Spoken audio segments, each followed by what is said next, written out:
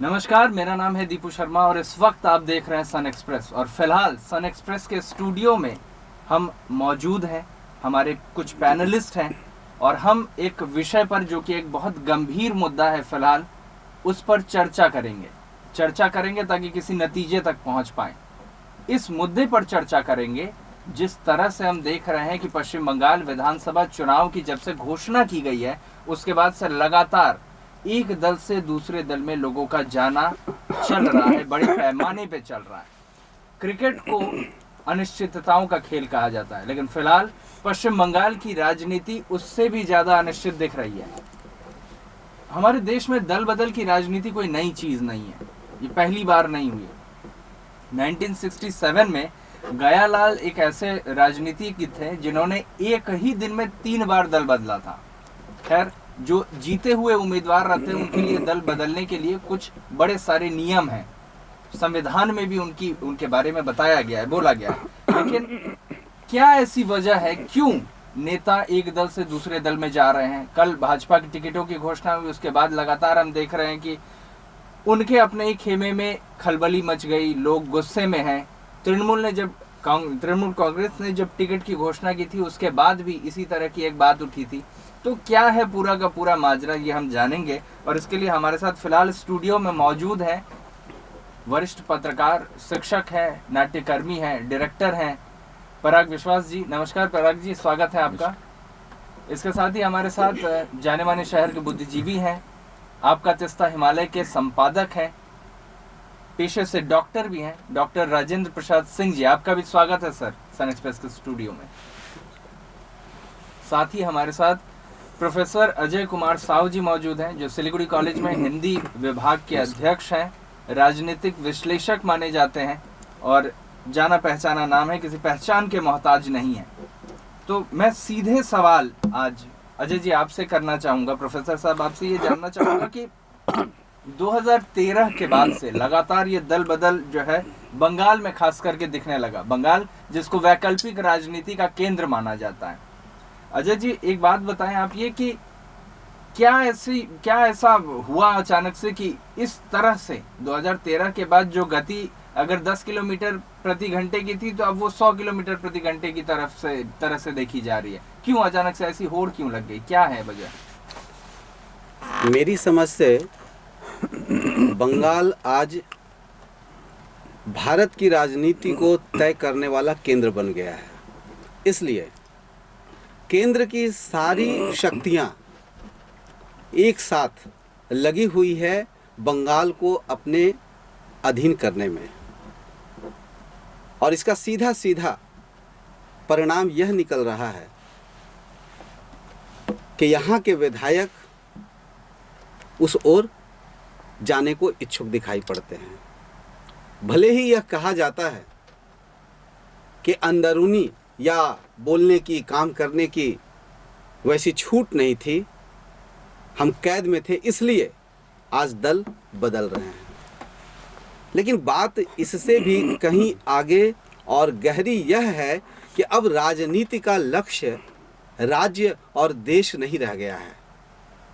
राज्य और देश के ऊपर कार्यकर्ता हो या नेता हो, उसका अपना व्यक्ति पक्ष हावी हो चुका है।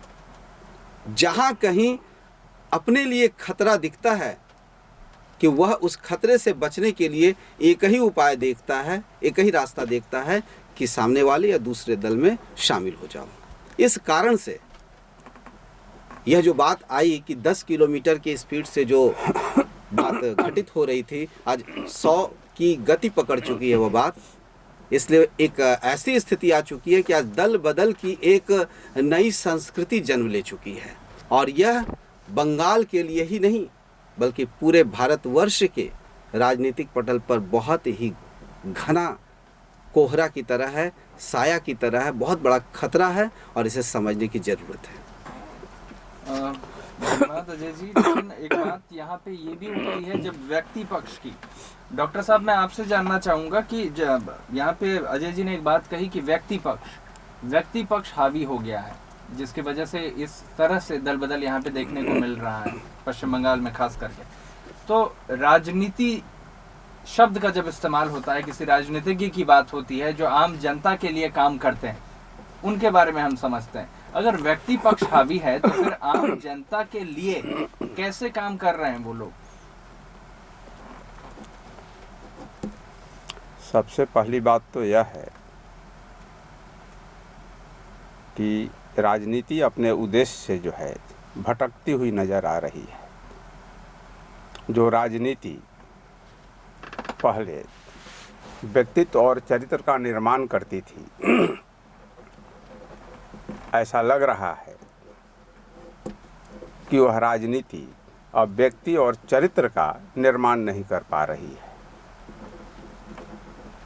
और इसके बहुत मूल में अगर आप जाएंगे तो सत्ता जो संस्कृति है और सत्ता संस्कृति को संरक्षण देने में या टिकाए रखने में लंपट पूंजी की जो अहम भूमिका है, इसकी बुनियाद में जो है वह काम कर रही है। जो सबसे दुखद है, वर्तमान पश्चिम बंगाल के राजनीतिक परिप्रेक्ष्य में जो कुत्सित और विभत्स दृश्य जो उभर करके सामने आ रहे हैं, उसमें यह देखा जा रहा है कि नेता अपना दल, अपने आदर्श इसलिए त्याग रहे हैं कि ऐसा लगता है कि उनके दल में रहते हुए, अपने दल में रहते हुए शायद वो सत्ता में अपनी हिस्सेदारी सुनिश्चित नहीं करा पा रहे हैं। तो जहां एक और सत्ता की लिप्सा है, और सत्ता की लिप्सा का अर्थ ही है कि धन की लिप्सा, सत्ता और धन, ये दोनों चीज़ें जो है एक साथ जुड़ी हुई हैं। और यही कारण है कि जब नेताओं को लगता है कि अगर हम सत्ता में नहीं रहें तो शायद हम धन भी नहीं कमा सकते हैं, इसलिए जो है वह अपना जो है दल बदल रहे हैं। जहां उन्हें संभावना दिख रही है उस ओर जा रहे हैं। अन्य दलों से के लोग भी अपने दल को त्याग कर अन्य दलों में गए हैं, लेकिन इधर जो देखने में इधर आ रहा है, खासकर अन्य दलों के लोग जो खासकर भाजपा में आए हैं, आने के साथ ही भाजपा जिस तरह से उन्हें टिकट दे रही है विधानसभा चुनाव में, इससे इतना तो तय हो गया कि भाजपा के पास अपना कोई चेहरा नहीं है। और मीडिया ने जिस दल को, लंपट पूंजी ने जिस दल को पूरे राष्ट्रीय स्तर पर खड़ा कर दिया है, इतनी ताकत दे दी है, और उसका एक बहुत बड़ा एक जो है दायरा जो है आज हमें दिखाई दे रहा है। पश्चिम बंगाल के परिप्रेक्ष्य में अगर हम देखें तो ऐसा लगता है कि उस दल विशेष के पास अपना कोई चेहरा नहीं है, अपना कोई नेता नहीं है। यही कारण है कि कीड़े मकोड़े, सर्प, बिच्छू, जितने ही जो है एक कुत्सित जीव हैं, ये जीव जो दूसरे दलों से जो है भाजपा में आ रहे हैं, आने के साथ ही उन्हें टिकट दिया जा रहा है ताकि वो चुनाव जीत करके विधानसभा में पहुंच सकें और भाजपा की जो यह कुत्सित राजनीति है। लेकिन सर मैं आपको बीच में रोकना चाहूंगा। एक बात ये भी आता है कि 2014 में जब लोकसभा चुनाव हो रहा था, उस वक्त 9 कांग्रेसी विधायक तृणमूल कांग्रेस में चले आए थे। ये सिर्फ भाजपा की कुत्सित राजनीति इसको हम नहीं कह सकते सर, कांग्रेस भी इसका सबसे बड़ा शिकार हुआ है पश्चिम बंगाल में। दूसरे नंबर पर अगर इसका कोई शिकार हुआ है तो वो तृणमूल कांग्रेस है, लेकिन पहले नंबर पर अगर कोई शिकार है तो वो तो कांग्रेस है। नहीं, कांग्रेस से पहले तो लोग, सौमित्रो खान जो आज भाजपा से सांसद हैं, वो सर एक वक्त में तो कांग्रेस से तृणमूल कांग्रेस में आए और फिर सांसद बने। नहीं, दल बदल की राजनीति तो भारतीय राजनीति में बहुत पहले से यह दल बदल की राजनीति चली आ रही है। यह ऐसी बात नहीं है। मैंने तो पहले ही कहा जी कि अन्य दलों के लोग भी जी अपना ईमान, धर्म, रंग रूप सब कुछ बदल रहे हैं, लेकिन तमाम चीजें जो है ये सत्ता से और पूंजी से जुड़ी हुई है। लेकिन आज जिस रूप में पश्चिम बंगाल में हम देख रहे हैं, जी। ऐसा विभत्स रूप इसके पहले कभी नहीं देखा गया है। शंकर घोष अभी अभी जो 4 दिन पहले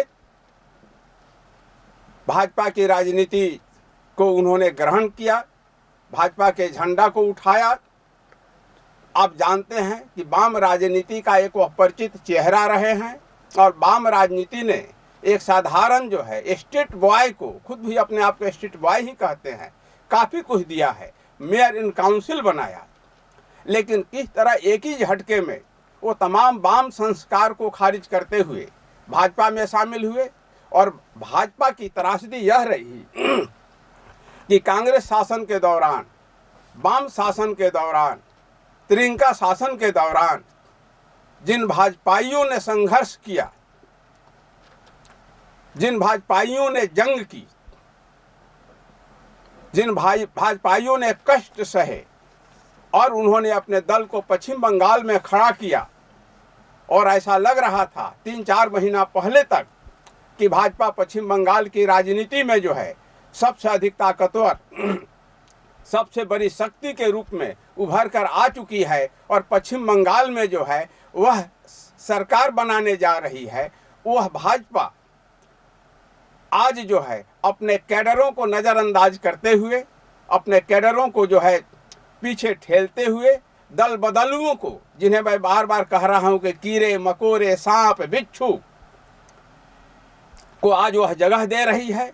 और इतना ही नहीं, बल्कि मेरे पास तो पूरी सूचना है कि त्रिंका के भी बहुत सारे नेता, तृणमूल कांग्रेस के भी बहुत सारे नेता, उन लोगों ने कोशिश की इस दरमियान कि हम भाजपा में शामिल हों। कुछ लोग शामिल भी हो गए और कुछ लोग अभी भी तलवे चाटने की कोशिश कर रहे हैं कि किसी तरह भाजपा में आकर के हम जो है विधानसभा तक पहुंच सके और जो है हम सत्ता संस्कृति का हिस्सा बन सके। तो यह ऐसी बात नहीं है कि सिर्फ जो है भाजपा के लोग ही जो है इतने पतित और कुत्सित या नीच हैं, अन्य दलों के लोग भी हैं। और मुझे तो तरस आ रहा है वाम आंदोलन पर, वामपंथी पार्टियों पर, कि वो अपने कैडर को किस तरह से संस्कारित कर रही हैं कि दीर्घ दिनों तक राजनीतिक संघर्ष में रहने के बाद वे अपने ईमान धर्म एक ही झटके में बेच रहे हैं। इसका अर्थ यह है कि वाम फ्रंट का भी कहीं न कहीं गंभीर रूप से डिटोरिएशन हुआ है, पतनशीलता का वाम फ्रंट शिकार हुआ है। और जिसकी यह परिणति है कि उनके नेता जो है अपने ईमान धर्म, रंग रूप सब कुछ बेच करके जो है वह जिन राजनीति का विरोध करते रहे हैं, सांप्रदायिक शक्तियों का उसमें शामिल हो रहे हैं। आइडियोलॉजिकल पॉलिटिक्स की जो बात की जाती थी, पराग जी मैं आपसे जानना चाहूंगा कि आइडियोलॉजिकल पॉलिटिक्स की बात की जाती थी। भारत आज़ाद हुआ 1947 में और आज़ादी की वजह थी कि आइडियोलॉजिकल पॉलिटिक्स इंडिया में रहा, आदर्शात्मक राजनीति का एक रूप देखने को मिला। धीरे धीरे हम विकसित होते गए और आज 2021 में हम पश्चिम बंगाल विधानसभा चुनाव में भी राजनीति का एक रूप, एक चेहरा देख रहे हैं। आप वरिष्ठ पत्रकार हैं, आम लोगों से जुड़ते हैं, राजनेताओं के साथ भी आप जुड़ते रहे लगातार, क्या वजह महसूस हो रही है फिलहाल आपको? धन्यवाद आपको इसलिए भी क्योंकि शुरुआत किया आपने आयाराम गयाराम से, वो जो किस्सा आपने बताया, हाँ गयालाल जो थे उसी पे एक टर्म भी बना था आयाराम गयाराम जी। तो वो उसके साथ आपने जो शुरुआत की बिल्कुल सही है। देखिए एक नेशनल पिक्चर है, एक हमारा स्टेट का पिक्चर है, दो छवि है यहाँ पे हम लोग सियासतदान से उठकर अगर सियासत की तरफ देखें तो आप देखिएगा पश्चिम बंगाल का एक समस्या है, भारतीय राजनीति का भी आज एक समस्या है। वो क्या है? 1967 साल का जिक्र आपने किया, 62, 64, 65, 67 को हम पत्रकार watershed years of Indian politics कहते हैं। क्यों कहते हैं? इसका कारण ये है कि 1967 में वो गयालाल का कांड हुआ था और जब 67 में गयालाल का कांड हुआ उसके बाद से हमने देखा कि स्वतंत्रता सेनानी जो थे, जो स्वतंत्रता के साथ जुड़े हुए थे, वही लोग सियासत में थे। उसके बाद दूसरा पीढ़ी धीरे धीरे सियासत में आने लगे और ये गयालाल का जो किस्सा है, मैं बार बार गयाराम इसलिए कह रहा हूँ क्योंकि वो आयाराम गयाराम बहुत ही प्रचलित शब्द बन चुका है, टर्म बन चुका है। ये किस्सा, ये घटना एक बहुत महत्वपूर्ण घटना थी। इसके वजह से एक नया दिशा मिला भारतीय राजनीति को। क्या दिशा? उस दिन तक लोग जो थे भारतीय राजनीति में वो आंदोलन से जुड़े हुए थे स्वतंत्रता के, उनमें सेवा भावना थी, सिद्धांत थी, विचारधारा थी। उसके बाद धीरे धीरे ये कैरियर बनने लगा, यानी कैरियरिस्ट पॉलिटिक्स हम देखने लगे। औद्योगिकरण होने लगा, तीव्र औद्योगिकरण, शक्ति लालसा बढ़ी, पावर क्रेज बढ़ा लोगों में, पद के प्रति मोह बढ़ा। क्यों? क्योंकि लोग ये सोचने लगे कि इतने दिनों तक हमने स्वतंत्रता का लड़ाई लड़ा, जो सुभाष चंद्र बोस ने भी कहा था, उन्हें भी अंदेशा था इस बात का। अब हमें कुछ पाने का समय आया है। We want to be paid back for our efforts to fight for the country, for the freedom of the country. इस तरीके से आप देखेंगे धीरे धीरे क्या हुआ, टीम भावना जो है वो जाता रहा, त्याग का भावना जाता रहा, विचारधारा के जगह व्यक्तिगत स्वार्थ, खुदगर्जी, यथार्थ के साथ समझौता, ये सारे चीज सामने आने लगे। तो एक पॉलिटिशियन का जो कैरेक्टर है, सारे का नहीं, वो धीरे धीरे उसमें बदलाव आने रहा। और इसीलिए देखेंगे खरीद फरोख्त, जो बार्गेनिंग के बारे में बार बार शायद हम इशारा करते हैं कि क्यों चले गए दल छोड़ के, ये बार्गेनिंग का पॉलिटिक्स उसी समय शुरू हुआ। हाँ, धीरे धीरे समय के साथ साथ वो बढ़ता गया। पश्चिम बंगाल में क्या हुआ, 34 सालों तक वामपंथियों का शासन रहा। इस वजह से कोई गवर्निंग क्लास नहीं बना, यानी शासन करने में सक्षम कोई एक वर्ग पश्चिम बंगाल में नहीं बना। एक दो पीढ़ी ऐसा गया, जो कुछ लोग ऐसे हैं जिनका जन्म हुआ वामपंथी शासन में, फिर 34 साल तक वो नौकरी करते रहे, उनका परिवार हुआ, सब कुछ हुआ, लेकिन उन्होंने वामपंथी शासन ही देखा। ऑपोजिशन जो है, पश्चिम बंगाल एक नायाब जगह है जहां पे जो शासन करते हैं उसमें सारे लोगों का, सारे दल का विलय हो जाता है, और जो ऑपोजिशन होता है वो बहुत कमजोर हो जाता है, विपक्ष काफी कमजोर हो जाता है। इस वजह से क्या होता है कि जब अचानक विपक्ष को, जैसे देखिए आप, सिंगूर नंदीग्राम की वजह से अचानक टीएमसी को हाइप मिला, ऐसा लगने लगा कि टीएमसी सत्ता में आ जाएगी, और टीएमसी को धीरे धीरे सत्ता का जो है टेस्ट मिलने लगा, और उसको भी समझ में आया कि टीएमसी सत्ता में आ रही है। लेकिन टीएमसी के पास भी वैसे लोग नहीं थे जिनको तजुर्बा था, अनुभव था गवर्नेंस करने का। तब क्या करना पड़ा, तब उन्हें आईपीएल खेलना पड़ा, यानी इंडियन पॉलिटिकल लीग। क्या करना पड़ा, दूसरे जगह से उन्हें खरीदना पड़ा, लोगों को खरीदना पड़ा या कहना पड़ा, खरीदना शब्द मैं इस्तेमाल नहीं करूंगा, खरीदने का मतलब पैसे से नहीं है मेरा, मतलब उन्हें लाना पड़ा, भाड़े पर लाना पड़ा। उनको वो भी सोचे कि चलो अब नया सत्ता आ रहा है, हम नए सत्ते की तरफ जाए। उनके साथ वो आए और एक नया फिर गवर्निंग क्लास बना। अब देखिए, जैसे कि हेगल का थ्योरी था, थीसिस, एंटीथेसिस, सिंथेसिस, और वो नया सिंथेसिस, वो सिंथेसिस नए काल का एंटीथेसिस बनेगा और फिर एंटीथेसिस होगा। उसी तरीके से एक नया क्लास आया। अब वो वर्ग बनने के बाद 10 साल शासन होने के बाद तृणमूल के अंदर शासन के अनुभवी गवर्निंग क्लास, जिनको तजुर्बा हुआ कि शासन किस तरीके से होता है, गलतियों से वो सीखे और वो अनुभवी बने। जैसे हम लोग बंगला में कुछ लोग कहते हैं कि पोर खवा राजनीतिविद, वो बने। अभी भाजपा अचानक 18 सीट उन्हें मिल गया 19 में, उनको भी शायद भनक नहीं था। अब उनको लगा कि अरे सत्ता तो हमारे पास है, victory is very near to us, we are sensing victory, लेकिन हमारे पास तो प्लेयर्स नहीं है।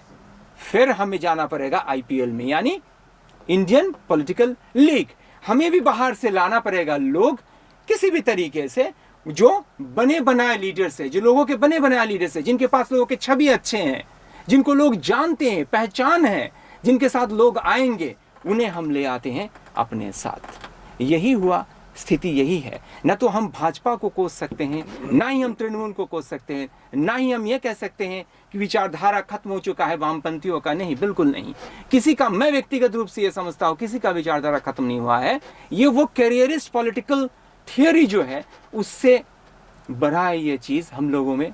वो वहीं पे उसका नींव था, उसका बुनियाद वहां पे था 67-68 साल, जब 1967 साल में, इतने साल पुराना। और आज गवर्निंग क्लास बन नहीं रहा है पश्चिम बंगाल में। ऑपोजिशन जो है वो वीक हो जाता है, कमजोर हो जाता है। इसी वजह से हमें यहाँ पे बहुत एक सशक्त ऑपोजिशन की जरूरत है। मैं समझता हूँ कि इसको सारा पूरे तरीके से सामग्रिक पिक्चर में देखने की ज़रूरत है। ये स्थिति लाजमी है। एक पत्रकार के हैसियत से मैं ये नहीं कहूँगा कि इनके विचारधारा शायद कमज़ोर थे, शायद ये लोभ या लालसा की वजह से चले गए, क्यों चले गए, क्यों उनको टिकट मिला, झमेला। और जो बैकलैश हो रही है काफ़ी स्वाभाविक है, ये बैकलैश तो होंगी क्योंकि जो कर्मी है उन्होंने इतना दिन काम किया लेकिन उनका पहचान नहीं है। लेकिन पराग जी ने कहा ये भाड़े की राजनीति का एक मुद्दा है, भाड़े की राजनीति पश्चिम बंगाल में दिख रही है। लेकिन एक बात मैं प्रोफेसर साहब आपसे जानना चाहूँगा कि पश्चिम बंगाल को मुख्य धारा में इस तरह से वैकल्पिक राजनीति की मुख्य धारा का एक राज्य माना जाता था पश्चिम बंगाल को। 1996 में ज्योति बसु जो कि चीफ मिनिस्टर थे पश्चिम बंगाल के, उनके पास एक ऐसा मौका था जहां पर वो प्रधानमंत्री बन सकते थे। उनकी पार्टी ने मना किया कि वो प्रधानमंत्री ना बने, लेकिन बदले में उन्होंने अपनी पार्टी को नहीं छोड़ दिया। इस तरह का एक मिसाल पेश करने वाला राज्य मैं बोलूँ, मैं ये पहले अजय जी से जानना चाहूंगा कि यहाँ जो ये भाड़े की राजनीति वाली बात है, और पराग जी ने ये कहा कि भाड़े की राजनीति के वजह से आइडियोलॉजिकल पॉलिटिक्स जो था वो किसी पूरी तरह से खत्म हो गया। ऐसे में किस दिशा में फिर हम देखते हैं राजनीति को, क्या होगा राजनीति का भविष्य? और आम लोग जो टिके रहते हैं राजनीतिज्ञों पे कि शायद हमारा भाग्य परिवर्तन हो जाए, वो कहाँ जाएंगे फिर? पराग जी ने जो कहा मैं वहाँ से शुरू करूँ कि कैरियरिस्ट ये पॉलिटिक्स है। ये बिल्कुल सच है कि आज राजनीति सेवा के लिए नहीं है, उसमें हमें कुछ पाना है इसलिए जाना है। और इसके तरोताज़ा मिसाल हम अपनी सिलीगुड़ी में देख सकते हैं। मैं ना भाजपा के विरोध में कहना चाहता हूँ और ना ही किसी टीएमसी के समर्थन में या किसी अन्य दल के विरोध में। जो राजनीतिक परिस्थिति बन रही है मैं उस पर ध्यान आकर्षित करना चाह रहा हूं, जहां अभी तक हम लोग पहुंच नहीं पाए।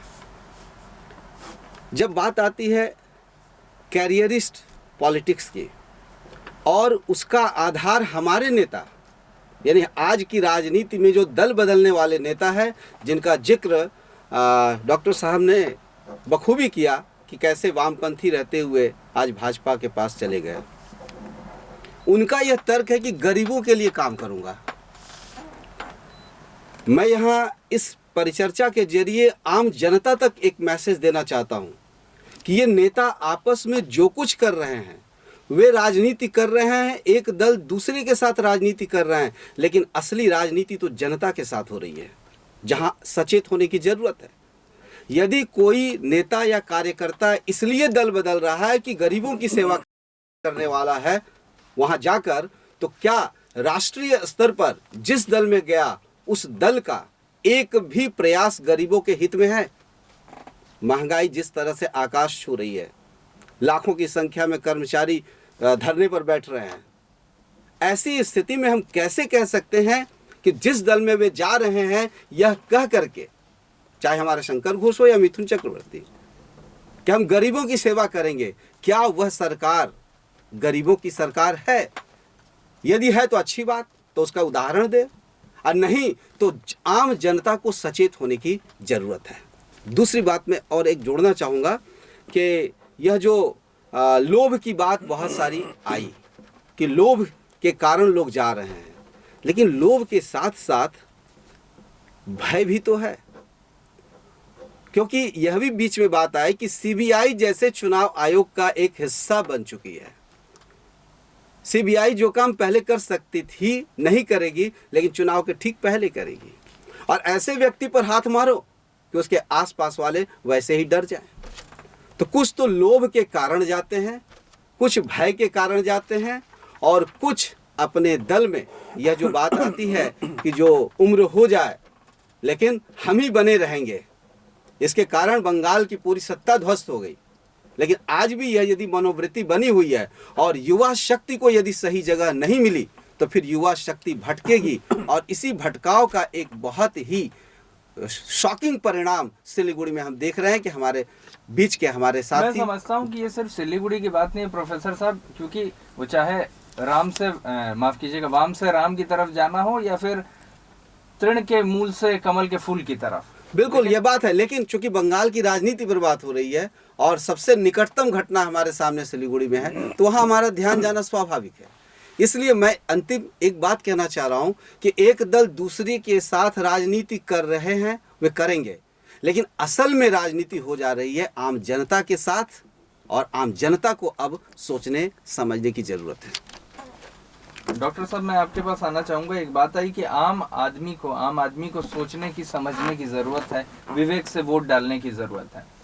तो एक बहुत बड़ा ये मसला है। फिर तो ये मसला जितना छोटा दिख रहा है आमतौर पे, सिर्फ लोगों के दल बदल लेने का है, वहीं तक नहीं सीमित होकर रह जा रहा है। क्योंकि कल तक जो आदमी कहता था, मान लीजिए कि अगर एक टीचर अपने क्लास में बैठ के बच्चों को बताए कि ये जो फल है, आम का फल, इसको मत खाना, ये अच्छा नहीं है, और अगले दिन वो टीचर ही पहले उस फल को पूरा खा लेता है भूख लगने पे, और उसके बाद बच्चों को कहता है कि नहीं, ये फल तो भैया बहुत अच्छा है, इसको खाना चाहिए, लेकिन तब तक तो फल खत्म हो चुका था, तो फिर बच्चे क्या खाएंगे? तो आम जनता की स्थिति तो वही बच्चों वाली हो गई है। आपके इस प्रश्न पर कुछ कहने के पहले जी, मैं, आपने जहाँ से शुरू की थी अपनी बात, ज्योति बाबू के प्रधानमंत्री बनने का एक अवसर आया, जी, आपने जो कहा, लेकिन दल के विरोध के कारण ज्योति बाबू पार्टी की बात माने और प्रधानमंत्री नहीं बने। तो यहाँ मैं थोड़ा संशोधन करना चाहूँगा। डिटोरिएशन वहीं से होता है। वाम आंदोलन का भारतीय राजनीति में सबसे बड़ा डिटोरिएशन वहीं से होता है। ज्योति बाबू प्रधानमंत्री बनने के लिए बिल्कुल तैयार थे, और बंगाल के बहुतेरे नेता, जिसमें सोमनाथ चटर्जी जैसे लोग थे, जी, बुद्धदेव भट्टाचार्य जैसे लोग थे, इस पक्ष में थे कि ज्योति बाबू देश का प्रधानमंत्री बने। लेकिन प्रकाश करात मजबूती से इस बात का विरोध कर रहे थे कि ज्योति बाबू प्रधानमंत्री न बने, क्योंकि वामपंथी शक्तियां बहुत सीमित थीं। उनमें यह सामर्थ्य नहीं था कि अपने हिसाब से जो है सरकार को चला सकते थे। जी, वह समझते थे कि कांग्रेस की बैसाखी के सहारे जो है, अगर हम चलेंगे तो हम बदनाम हो जाएंगे और हमारा यह जो चेहरा है बिल्कुल विकृत हो जाएगा। लेकिन वाम आंदोलन में जो सबसे बड़ा डिटोरिएशन होता है वहीं से होता है। और मेरा तो मानना यह है कि ज्योति बाबू, सोमनाथ चटर्जी जैसे लोगों के कारण ही आज वामपंथी आंदोलन विपथगामी हुआ, पतन का शिकार हुआ।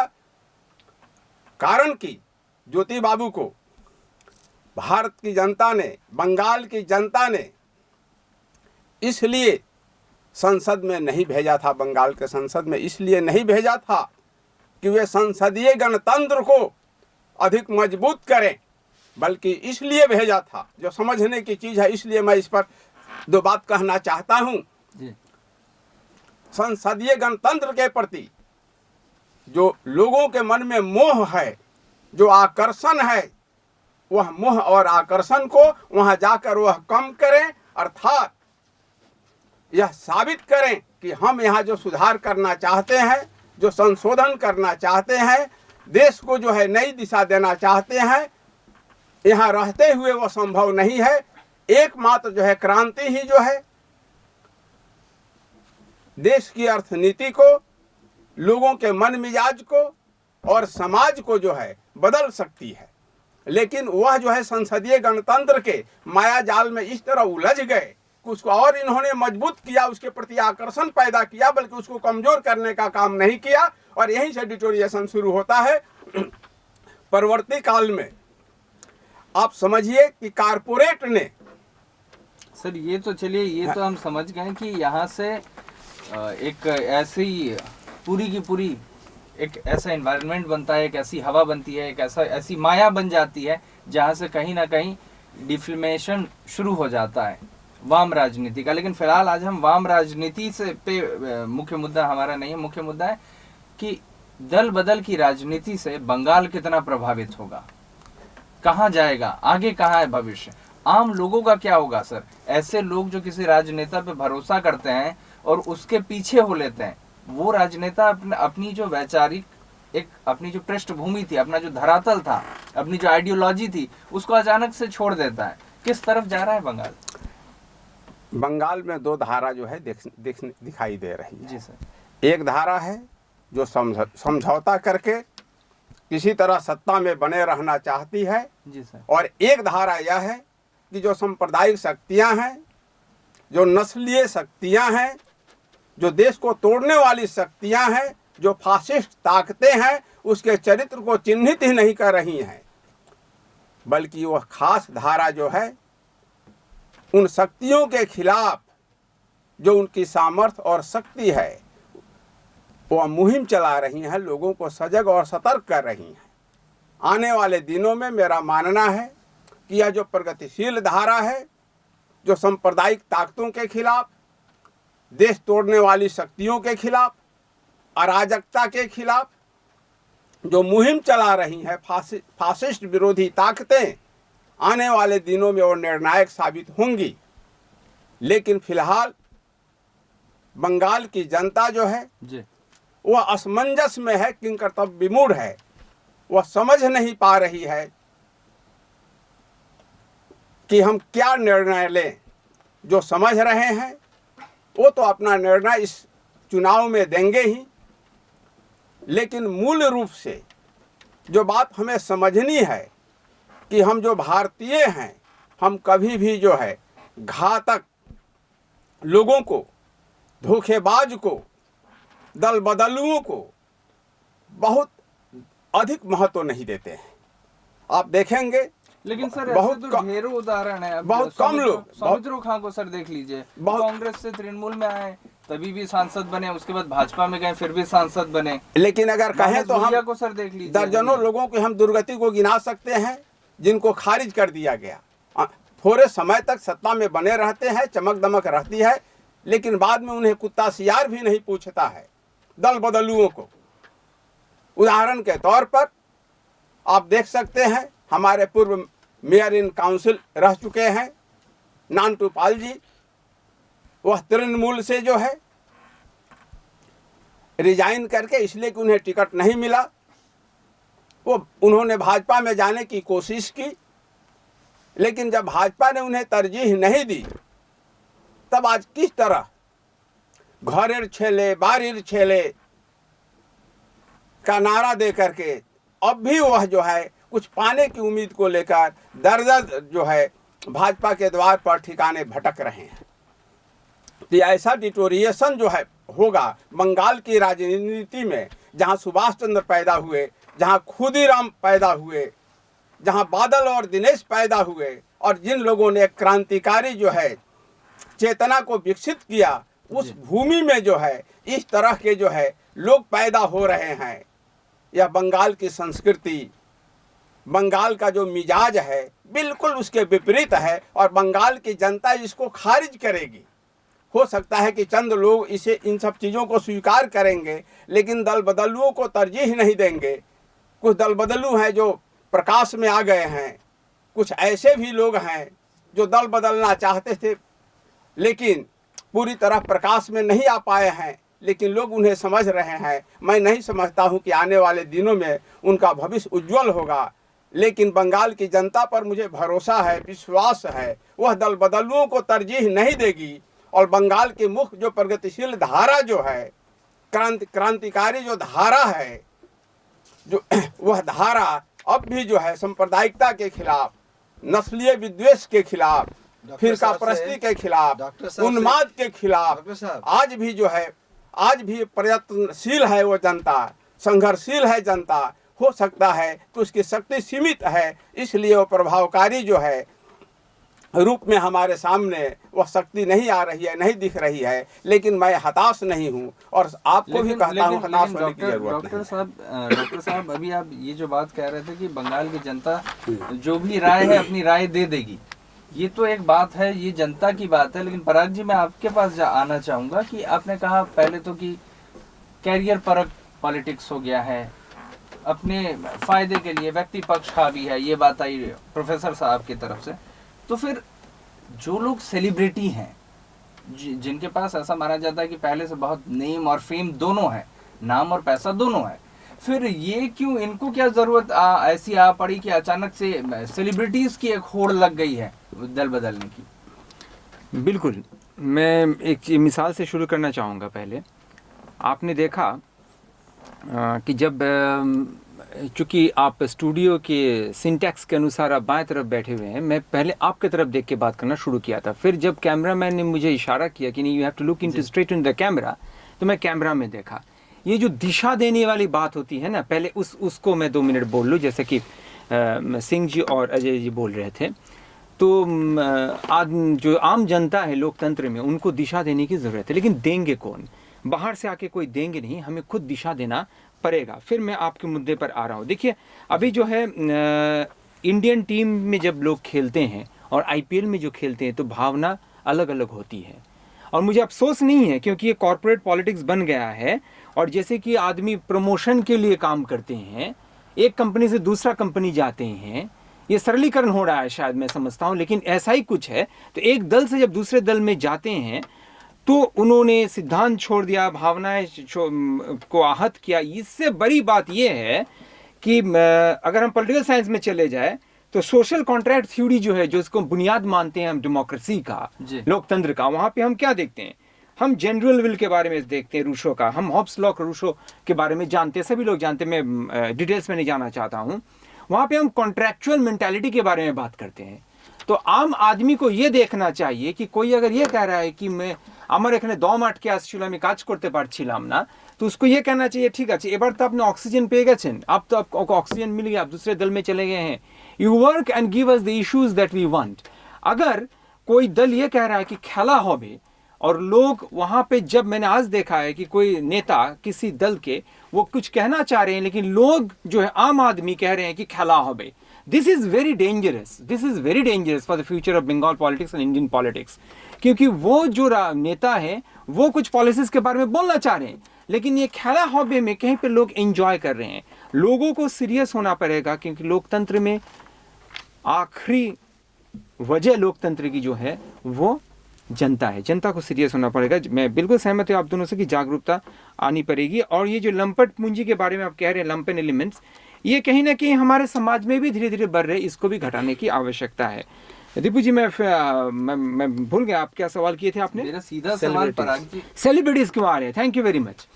तो सेलिब्रिटीज इसलिए आ रहे हैं, देखिए, शायद मैं अगर इस तरीके से बोलूंगा तो आप कहेंगे कि मैं रुद्रनील का भाषा बोल रहा हूँ, मैं किसी किसी की भाषा बोल रहा हूँ। सेलिब्रिटीज इसलिए आ रहे हैं क्योंकि ये लॉकडाउन के दरमियान जो हुआ है, वो ये हुआ है कि इंडस्ट्री काफी सफर की है, फिल्म इंडस्ट्री काफी सफर की है। और जो हीरो हीरोइन जो सेलिब्रिटीज होते हैं, इनको, या क्रिकेटर्स भी, उनका भी खेल बंद रहा काफी हद तक, डोमेस्टिक क्रिकेट भी बंद था, तो इनको लेके चर्चा जितना होगा वो इतना, सेलिब्रिटी का सबका अर्थ क्या है? जिनको हम सेलिब्रेट करते हैं, तो सेलिब्रेट का मौका ही अगर हमें नहीं मिले तो उनको हम कैसे सेलिब्रेट करेंगे? तो उनका जो है लोकप्रियता, उन्हें लगता है, डर रहता है, फीलिंग ऑफ इनसिक्योरिटी रहती है कि हमारी लोकप्रियता शायद कहीं घटता जा रहा है। इसीलिए आप देखेंगे इतने लोग आ रहे हैं। और दूसरी बात यह है, बीच में मैं एक चीज और रखना चाहूंगा। फ्रंटलाइन ने हाल फिलहाल में एक सर्वे कराया था, जिसमें फ्रंटलाइन के सर्वे में ये रिपोर्ट आई थी कि ये जो सेलिब्रिटीज हैं, इनके पास काफी कुछ आर्थिक इनको परेशानी भी हुई है। बिल्कुल, वो उस जगह पे आ रहा हूं मैं। भय के बारे में बिल्कुल है वहाँ, हाँ, मैं एकदम बिल्कुल सहमत हूँ। मैंने कहा ना कि यहाँ पे विपक्ष जो है पश्चिम बंगाल में और कहीं कहीं पे आज देश में भी हम देख रहे हैं, विपक्ष कमजोर पड़ता जा रहा है। क्यों? भय की वजह से। अब जब भय आप बोलोगे तो ये भी जरूरी है कि पब्लिक को देखना चाहिए कि अगर हमारे पास स्कैंडल होगा तभी ना मुझे डर होगा, मुझे सीबीआई मेरे पीछे लगेंगे, कुछ नहीं कर पाएंगे मेरा, जब तक मैं वाकई में कुछ गलत नहीं होगा। तो ये, मैं अगर गलत होता हूं तो सही बात है कि उसका फायदा लोग उठाएंगे, उसका एक तो एक्सप्लॉयटेशन होगा, उसका फायदा लोग उठाएंगे। तो आप अपने आप को उस जगह पे अगर रखेंगे, उसका फायदा उठाएंगे लोग। सेलिब्रिटी के साथ भी कुछ है, हाँ, भय तो पश्चिम बंगाल में भय तो है ही। पश्चिम बंगाल में मैंने शुरू में ही कहा कि पश्चिम बंगाल के आम आदमी जो है वहीं फिर घूम फिर के जाना पड़ रहा है कि जैसे आप कह रहे भद्र आदमी है, मैं खत्म कर लूं, भद्र आदमी है, भद्र आदमी रहने की वजह से सभी लोग देश के जानते हैं कि Bengali is basically a gentle person. तो ये जो जेंटल पर्सन का छवि है, उसके वजह से कहीं ना कहीं भय बनता जा रहा था शायद, और ये भय की वजह से मैं समझता हूँ काफी हद तक ये हो रहा है। लेकिन मैं बिल्कुल सहमत हूँ अजय जी से कि आम जनता को ही ये जवाब देना पड़ेगा। और दूसरे पार्टी में कोई जा रहा है, इसीलिए मैं उनको वोट नहीं दूंगा, नहीं। उनके साथ मुझे कॉन्ट्रैक्चुअल होना पड़ेगा, जैसे कि वो कॉन्ट्रैक्चुअल हो रहे हैं दूसरे पार्टी के साथ कि मैं जाऊंगा कि आप मुझे टिकट दीजिए, तो जनता को भी ये कहना पड़ेगा कि ठीक है, आपको तो टिकट मिल गया, आपको हम जिता भी देंगे, लेकिन आपको हमारा काम करना पड़ेगा, खेला होगा नहीं बोलना पड़ेगा। मैं यहाँ मेरी ओर से एक आपत्ति ये है जी बिल्कुल कि जब आपने कहा कि यदि दूसरे दल में जा रहे हैं इसलिए कि हमें काम करने का मौका नहीं मिला तो जनता उसे मौका दे, इसका साफ साफ ये मतलब मैंने ऐसा नहीं कहा। मैंने कहा मैं स्पष्ट कर देता हूँ, मैंने दो चीज कहा। पहली बात तो ये कि आइडियोलॉजिकल पॉलिटिक्स से काफी हद तक बहुत सारे लोग चले गए हैं, वो सब लोग नहीं।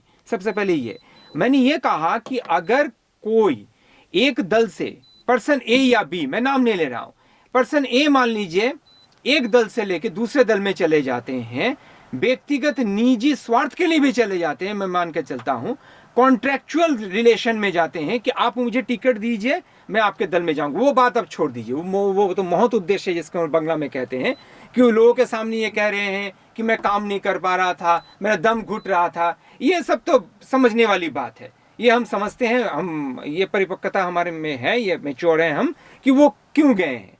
अगर वो व्यक्तिगत स्वार्थ के लिए भी जा रहे हैं या कुछ भी उनके साथ समझौता हुआ है, तो वो समझौता आम आदमी को भी उनके साथ करना पड़ेगा कि हम आपको वोट तभी देंगे जब आप हमारे काम करेंगे। सिद्धांत से हट चुके हैं, आप हमारा काम कीजिए ना, हमारा रोड ठीक कीजिए। आप सोशलिस्ट है कि कैपिटलिस्ट है उसको छोड़ दीजिए। मैं यहाँ थोड़ा रोकना चाहूंगा, इसके लिए तो समय चाहिए।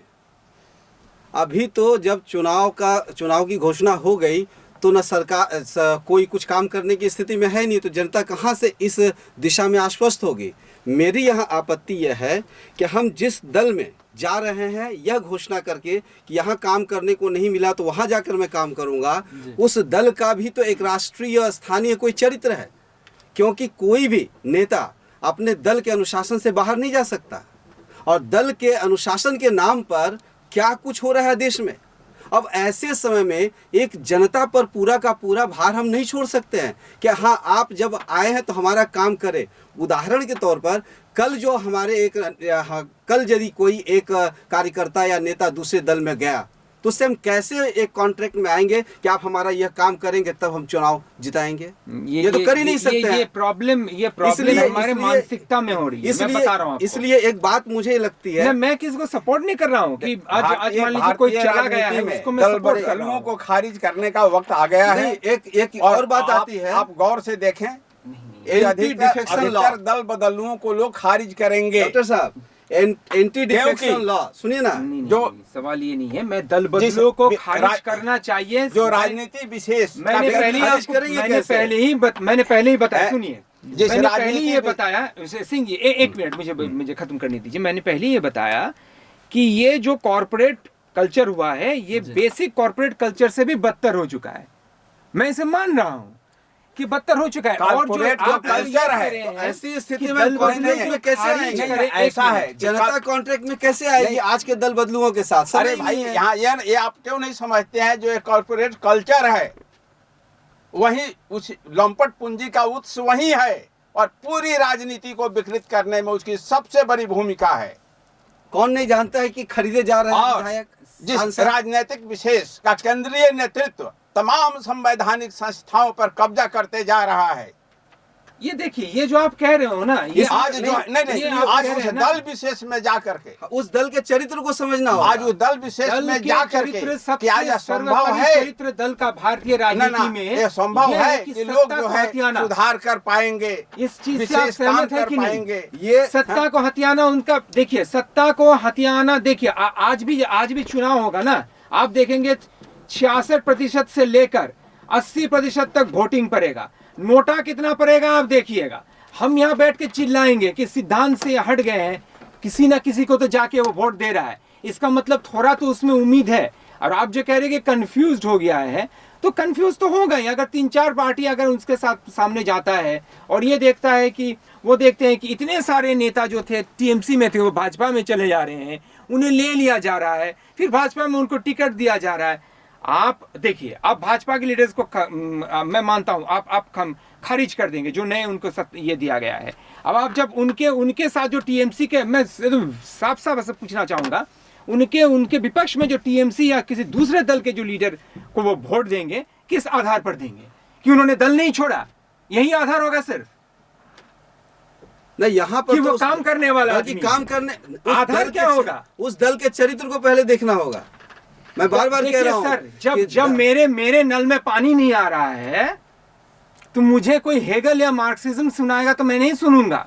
मेरे रास्ता अगर 1.5 साल से खराब है मेरे इलाके में, भारतीय मानस कभी भी जो है नहीं देखूंगा। दल बदलुओं को be practical sir, you have to be और जो प्रैक्टिकल। घातक जो काम है करेगा उसके लिए कभी जो है तरजीह नहीं बिल्कुल। दी। लेकिन जिस दल का चरित्र ऐसे कामों के वहाँ का विरुद्ध भी है, जो- वो उसमें भी जाने जो है- वालों के प्रति हम आस्था कैसे जताएंगे? मेरी अजय जी, आपत्ति यहाँ है अजय जी मैं बता कि रहा हूँ, आपने जो कहा अजय जी मैं कि बता रहा हूँ, कॉन्ट्रैक्ट में मान लीजिए जनता पराग जी एक मैं चीज बता बताइए। कलकत्ता से अभी- कोलकाता से पूरा कोलकाता का कॉन्स्टिट्यूंसी मानिए, वहां से मिस्टर ए मान लीजिए, वो अच्छे मंत्री थे, कुछ काम उन्होंने किया है, वो चले गए मान लीजिए भाजपा में टीएमसी से। अभी उनके जगह टीएमसी ने एक नया किसी को जगह दिया, अब उसको कहां से समय मिलेगा? उसको जब टिकट दिया जाएगा उसको कहां से समय मिलेगा कि वो अपना काम करके दिखाएगा लोगों के साथ? मैं तो यही कह रहा हूँ, सोशल जनता कैसे तो फिर आप कॉन्ट्रैक्ट उसको में वोट आए? क्यों दीजिएगा? कॉन्ट्रैक्ट में कैसे आए जनता? नहीं, तो उसको वोट आप कैसे इसीलिए मैं दीजिएगा? कह रहा हूँ दल के चरित्र को समग्रता में देखने की बात है। यहाँ एक एक नेता को हम देखने चलेंगे तो ये काम बनने वाला नहीं है। नहीं, क्योंकि अच्छी बात तो यह है कि संसदीय अभी गणतंत्र का साम जो दाम पाखंड दंड है भेद लगाया जा रहा है ना, वो पाखंड जो है कि सत्ता को अपने कैसे वस्त्र हथिया को, सके। अपने आवरण को अब उतारते जा रहा है। अच्छा, और एक- बिल्कुल संसदीय एक बात- गणतंत्र एक जो बात- है ये उसका एक बात एक मैं- नग्न जो रूप है असल में वो अभी शर्मिंग सामने आ है, रहा जहां से हलाहल है ना, ये जो है विष किसी को पान करना पड़ेगा। अच्छा, और एक बात लोकतंत्र यहाँ में पे जनता एक को एक ही बात करना मैं रखना पड़ेगा। चाह रहा हूँ कि राज्यसभा और लोकसभा के लिए एंटी डिफेक्शन लॉ बनाया गया। हाँ, बिल्कुल बनाया गया। 1985 में। बिल्कुल बनाया गया। क्या इस तरह का कुछ ऐसा कानून या ऐसा कोई प्रावधान नहीं किया जा सकता कि यदि आप दल बदल भी सकते हैं तो आपकी अवधि क्या हो सकती है? अरे बाबा, संसदीय अब आपने सही बोला अजय जी। ये एक बात यदि ये ऐसी एक हो, पॉलिटिकल इशू पूरी नहीं है, जुडिशियरी ये जो एक है लीगल इशू है।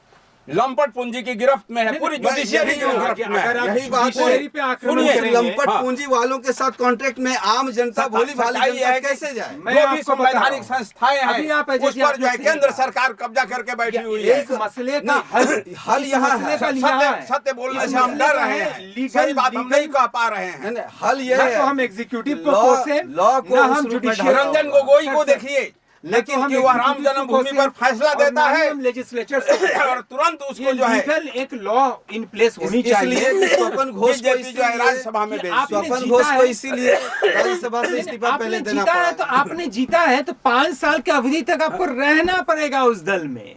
नहीं, आप दूसरे दल में नहीं जा जीतते सकते हैं एक दल के होकर आज उसके बाद बिक जाते हैं। No you can resign from your own political party but you cannot become a member of another political party for a certain ये भी एक होना चाहिए। होना चाहिए, ये बिल्कुल होना तब चाहिए। जाकर हो पाएगा। हाँ, नहीं मैं तो- I was नहीं driving तो you। आज मैं कह रहा देखिए, हूँ, वो तो थोड़े- हम लोग- थोड़े- देखिए दीपू जी, अरे बाबा, जो कानून है क्या उस कानून का इम्प्लीमेंटेशन हो रहा है? तो मैं सारी जल्दी बात से का वही कानून जानना आपने चाह रहा हूं। नहीं देखा? जनता डॉक्टर हैं? साहब डॉक्टर साहब मैं जो कह रहा हूँ कि यहाँ पर ये हम फ्यूचरिस्टिक बात कर रहे हैं, भविष्य में क्या हो सकता है इसकी बात कर रहे हैं, लेकिन अमूमन ये जो बहस हुई इसमें भले ही ऐसा दिख रहा हो कि हमारे जो पैनलिस्ट हैं ये उत्तेजित हो रहा है, लेकिन वास्तव में ये जो उत्तेजना है ये जनता की भावना है, ये उसका प्रतिफलन है। ये जो आज जो जनता महसूस कर रही है उसका प्रतिफलन ये जो पैनलिस्ट आज उत्तेजित हो रहा है उसमें दिख रहा है, क्योंकि वास्तव में ये स्थिति है कि जनता किस तरफ जाएगी, किस ओर आगे बढ़ेगी, किसको चुनेगी, किसको अपना समर्थन देगी। जनता भी वाकई में कंफ्यूज्ड है, क्या किसी नेता को चुनेगी, क्या किसी दल को देखेगी। ये एक बहुत बड़ा कंफ्यूजन का माहौल है और ये माहौल इसी तरह से और गहराते जाएगा। इसके जो बादल हैं वो बंगाल पे और पश्चिम बंगाल पे और गहराते जाएंगे। दल बदल की ये जो राजनीति जिस तरह से बंगाल में अपना पैर पसारते जा रही है 2013 के बाद से खास करके, और फिलहाल 2021 में पश्चिम बंगाल विधानसभा चुनाव की घोषणा के बाद से जिस तरह से हम देखते हैं कि एक तरह से बाढ़ आ गई है। तो ये फिलहाल आपने सुना। हमारे साथ वरिष्ठ पत्रकार पराग विश्वास जी मौजूद थे। पेशे से आपका तीस्ता हिमालय के संपादक डॉक्टर राजेंद्र प्रसाद सिंह पेशे से डॉक्टर हैं, मौजूद थे। प्रोफेसर अजय कुमार साव मौजूद थे। आप सभी का स्वागत, आप सभी का बहुत बहुत धन्यवाद। आप आए, आपने अपना कीमती समय हमको दिया और जितनी भी बातें आज निकल के आई, जितनी भी प्रोडक्टिव बातें आज निकल के आई, इन सभी के लिए तहे दिल से आप सभी का धन्यवाद। आप दर्शक भी इसी तरह से आगे भी हमारे साथ जुड़ते रहिए। आगे भी अलग अलग मेहमानों को बुलाएंगे, अलग अलग विषय पर चर्चा करवाएंगे और सारी प्रोडक्टिव जो बातें हैं वो आप तक पहुंचाएंगे। तब तक के लिए देखते रहिए सन एक्सप्रेस। धन्यवाद।